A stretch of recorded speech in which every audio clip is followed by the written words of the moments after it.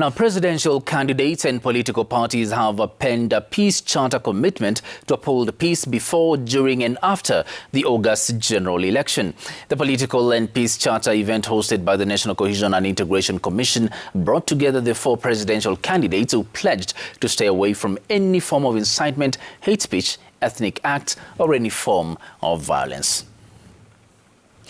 Let's now go to the campaign trail, and Kenya Kwanza presidential candidate William Ruto is currently leading campaigns in Turkana County with rallies in parts of Turkana East, Turkana South and Loima constituencies. The DP is rallying support for his bid to succeed President Uhuru Kenyatta and to strengthen his support in the region, whose pioneer governor was originally from the ODM party and has since decamped to his UDA party. We now join our reporter Chemutai going live from Lokichar with more details. Chemutai, what do you expect to hear from the Kenya Kwanza leaders, and of course what is the significance of that particular county to the political camps, to the different political camps in the country?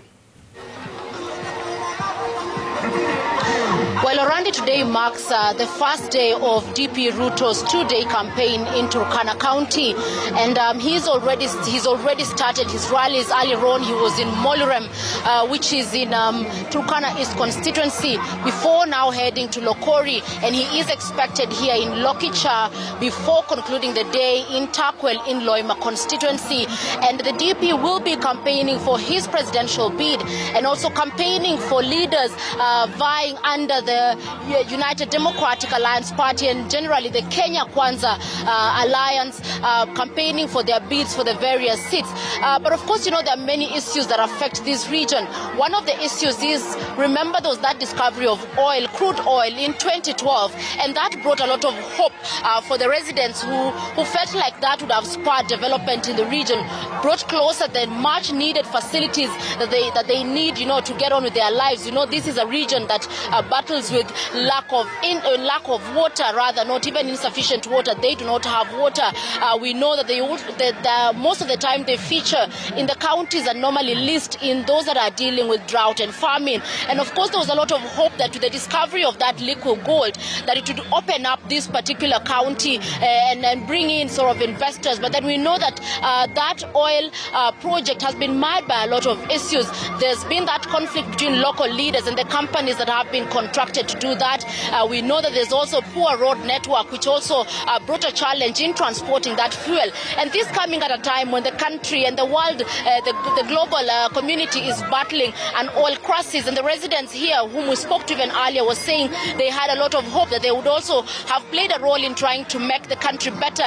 And of course, with that fuel, maybe just brought in more returns for them. So of course, we expect the deputy president, having been in government for the last few years, expecting him to address that particular matter and possibly, if elected, what his administration would do to bring back that business. We know that activities have slowed down because of a lot of issues. And of course, besides that, we also expect him to talk about what he is doing for the challenges that are battling this region, besides the political issues, especially those that affect the locals. We've seen so many of them coming here, each carrying a jerrycan of water, because we know water is scarce.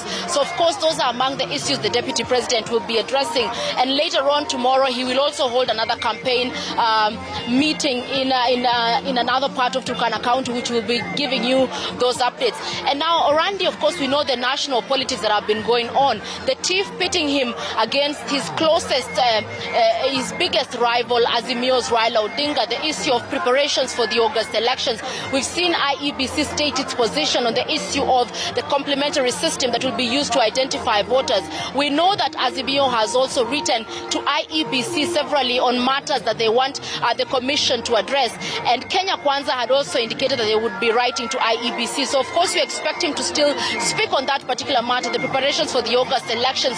Today is exactly 30 days to that particular election that will see the 5th president elected, the person who will succeed President Kenyatta. So we expect quite a number of matters, Orandi, and we'll be giving you those updates in our subsequent bulletins at 7 o'clock and 9 o'clock. And of course, once we are able to cover those rallies, we will be live streaming the rallies on our Citizen Digital platform. Orandi, back to you in studio.